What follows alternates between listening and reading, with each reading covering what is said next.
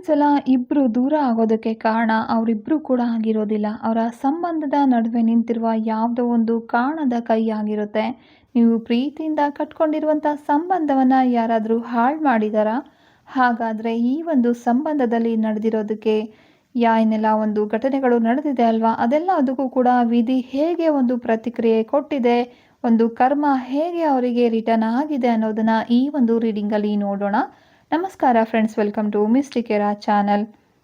ವಿಶೇಷವಾಗಿ ಈ ದಿನದ ಒಂದು ರೀಡಿಂಗಲ್ಲಿ ನಾವು ನೋಡ್ತಾ ಇರುವಂಥದ್ದು ನಿಮ್ಮಿಬ್ಬರ ಸುಂದರ ಪ್ರೀತಿ ನಡುವೆ ಇಂಟರ್ಫಿಯರೆನ್ಸ್ ಆಗಿ ಒಂದು ತೊಂದರೆಯನ್ನು ಕೊಟ್ಟಿರುವಂಥವ್ರು ಯಾರು, ಇದರಿಂದ ರಿಲೇಷನ್ಶಿಪ್ಪಲ್ಲಿ ಏನೆಲ್ಲ ಒಂದು ಪರಿಣಾಮ ಆಗಿದೆ ಅನ್ನೋದನ್ನು ಮೊದಲಿಗೆ ನಾವು ನೋಡ್ತಾ ಇರುವಂಥ ಕಾರ್ಡು ಪೇಜ್ ಆಫ್ ಸ್ವಾರ್ಡ್ಸ್ ಅನ್ನುವಂಥ ಒಂದು ಕಾರ್ಡ್ ಬಂದಿದೆ. ಇನ್ನೂ ಕೂಡ ಅವರು ನಿಮ್ಮನ್ನು ಅಬ್ಸರ್ವ್ ಮಾಡ್ತಾ ಇದ್ದಾರೆ ಅನ್ನೋದನ್ನು ನೋಡ್ತಾ ಇದ್ದೀವಿ.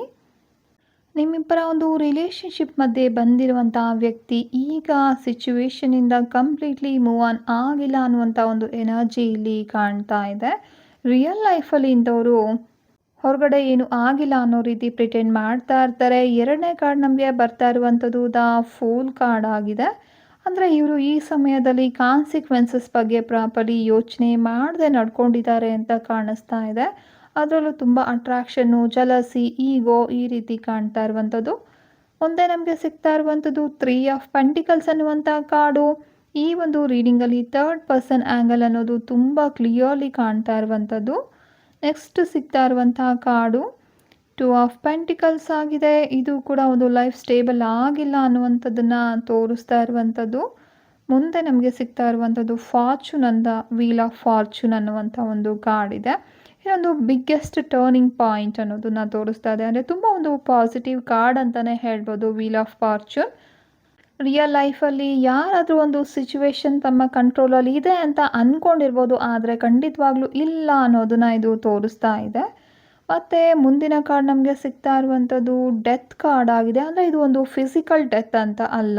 ಡೆತ್ ಕಾರ್ಡ್ ಅಂದ ತಕ್ಷಣ ಭಯ ಪಡೋ ಅವಶ್ಯಕತೆ ಇಲ್ಲ. ಯಾವುದೋ ಒಂದು ಕಾರ್ಮಿಕ್ ಸೈಕಲ್ ಆಗಿರ್ಬೋದು, ಒಂದು ಕೆಟ್ಟ ಪರಿಸ್ಥಿತಿ, ಒಂದು ಕೆಟ್ಟ ಸಂಬಂಧ ದೂರ ಆಗೋದನ್ನ ಈ ಒಂದು ಡೆತ್ ಕಾರ್ಡ್ ಅನ್ನೋದು ತೋರಿಸುತ್ತೆ. ಅದರ ಜೊತೆಯಲ್ಲಿ ಸಿಗ್ತಾ ಇರುವಂಥದ್ದು ದ ಎಂಪ್ರೆಸ್ ಅನ್ನುವಂಥ ಕಾರ್ಡು ತುಂಬ ಇಂಟ್ರೆಸ್ಟಿಂಗ್ ಆಗಿರೋ ಒಂದು ಕಾಂಟ್ರಾಸ್ಟ್ ಕೊಡುವಂಥ ಒಂದು ಕಾರ್ಡ್ ಆಗಿದೆ. ಅದ್ರ ಜೊತೆಲಿ ಮುಂದೆ ಸಿಗ್ತಾ ಇರುವಂಥ ಕಾರ್ಡು 6 ಆಫ್ ಕಪ್ಸ್ ಆಗಿದೆ. ಒಂದು ಪಾಸ್ಟ್ ಮೆಮೊರೀಸನ್ನು ನೆನಪು ಮಾಡುವಂಥ ಒಂದು ಕಾರ್ಡ್ ಆಗಿದೆ. ಮತ್ತು ಪೇಜ್ ಆಫ್ ಪೆಂಟಿಕಲ್ಸ್ ಇದೆ. ಇಲ್ಲಿ ಅವರ ಲೈಫಲ್ಲಿ ಪ್ರಾಕ್ಟಿಕಲ್ ಲೆಸನ್ ಅನ್ನೋದು ಈಗಾಗಲೇ ಶುರು ಆಗಿದೆ ಅನ್ನೋದನ್ನು ಈ ಕಾರ್ಡ್ ತೋರಿಸ್ತಾ ಇದೆ. ಲಾಸ್ಟ್ ಆ್ಯಂಡ್ ಫೈನಲಲ್ಲಿ ಕಿಂಗ್ ಆಫ್ ಕಪ್ಸ್ ಬಂದಿದೆ.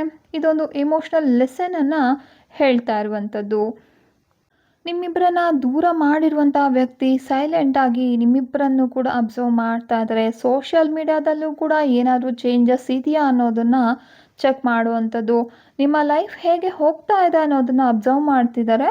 ಅವರು ಡೈರೆಕ್ಟಾಗಿ ಕಾಂಟ್ಯಾಕ್ಟ್ ಮಾಡದೇ ಇದ್ದರೂ ಕೂಡ ನಿಮ್ಗೆ ಇಬ್ಬರಿಗೂ ಇರುವಂಥ ಒಂದು ಮ್ಯೂಚುವಲ್ ಫ್ರೆಂಡ್ಸ್ ಯಾರಿದ್ದಾರಲ್ವ ಅವ್ರನ್ನ ವಿಚಾರಿಸುವಂಥದ್ದು, ಸೋಷಿಯಲ್ ಮೀಡಿಯಾ ಚೆಕ್ ಮಾಡೋದು, ನಿಮ್ಮ ಬಗ್ಗೆ ಇನ್ಫಾರ್ಮೇಷನ್ ಹುಡುಕುವಂಥ ಸಾಧ್ಯತೆಗಳಲ್ಲಿ ಜಾಸ್ತಿ ಕಾಣ್ತಾ ಇರುವಂಥದ್ದು. ಯಾಕೆಂದರೆ ಅವರು ಇಂಟರ್ಫಿಯರ್ ಮಾಡಿದ ನಂತರ ಒಂದು ಔಟ್ಕಮ್ ಹೇಗಿದೆ ಅನ್ನುವಂಥದ್ದನ್ನು ಅವರು ಹುಡುಕ್ತಾ ಇದ್ದಾರೆ.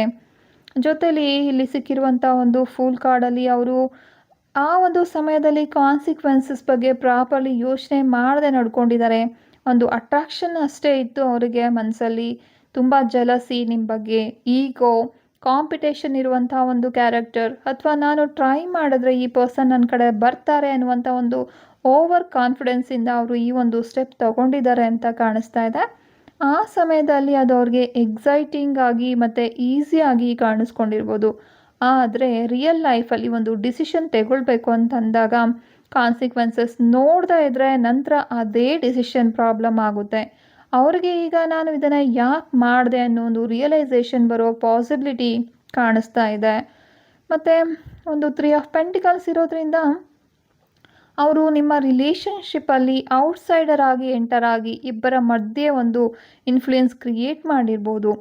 ಒಬ್ಬರಿಗೆ ಅಡ್ವೈಸ್ ಕೊಟ್ಟಿರ್ಬೋದು, ಒಬ್ಬರ ಬಗ್ಗೆ ಇನ್ನೊಬ್ಬರಿಗೆ ಒಂದು ಏನಾದರೂ ಹೇಳಿರಬಹುದು. ಮಿಸ್ಅಂಡರ್ಸ್ಟ್ಯಾಂಡಿಂಗ್ ಕ್ರಿಯೇಟ್ ಆಗೋ ರೀತಿ ಮಾಡಿದ್ದಾರೆ.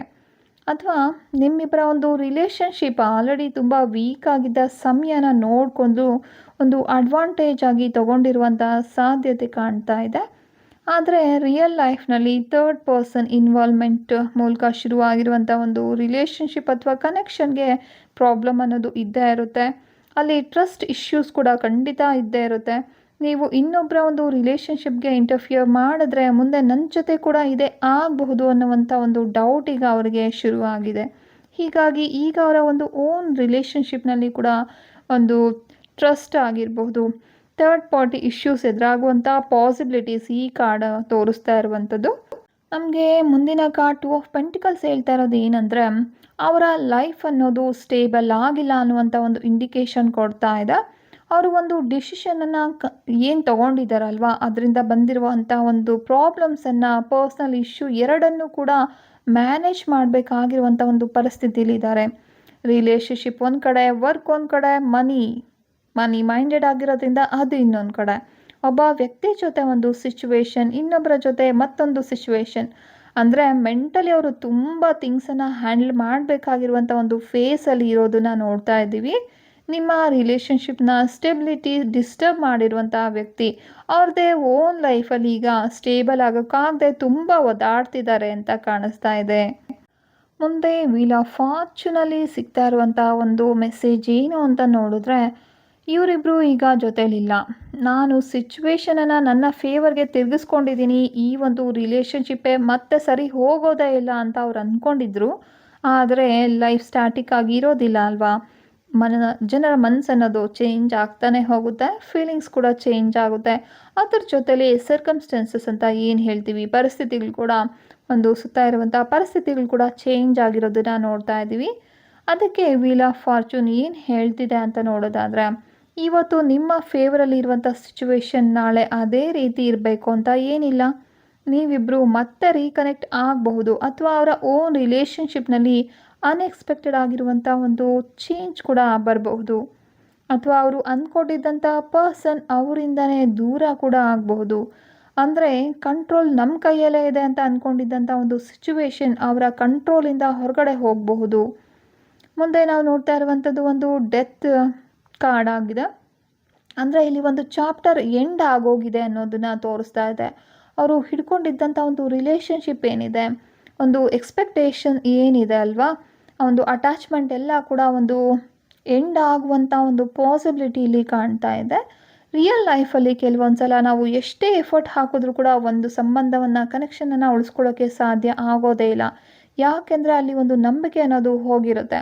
ರಿಪೀಟೆಡ್ ಆರ್ಗ್ಯುಮೆಂಟ್ಸ್ ಇರಬಹುದು, ಒಬ್ಬರ ಎಮೋಷ್ನಲಿ ಒಬ್ಬರು ಟಯರ್ಡ್ ಆಗಿರೋ ಒಂದು ಸಾಧ್ಯತೆಗಳು, ಅಥವಾ ರಿಲೇಷನ್ಶಿಪ್ ರಿಯಲ್ ನೇಚರ್ ಏನಿದೆ ಅವ್ರಿಗೆ ಅರ್ಥ ಆಗದೇ ಇರುವಂಥದ್ದು, ಮತ್ತು ಹಳೆಯ ಪ್ಯಾಟರ್ನ್ ಹಾಗೇ ಕಂಟಿನ್ಯೂ ಆಗೋದಿಲ್ಲ ಅನ್ನೋವಂಥ ಮೆಸೇಜನ್ನು ಇಲ್ಲಿ ಡೆತ್ ಕಾರ್ಡ್ ಮೂಲಕ ನೋಡ್ತಾ ಇದ್ದೀವಿ.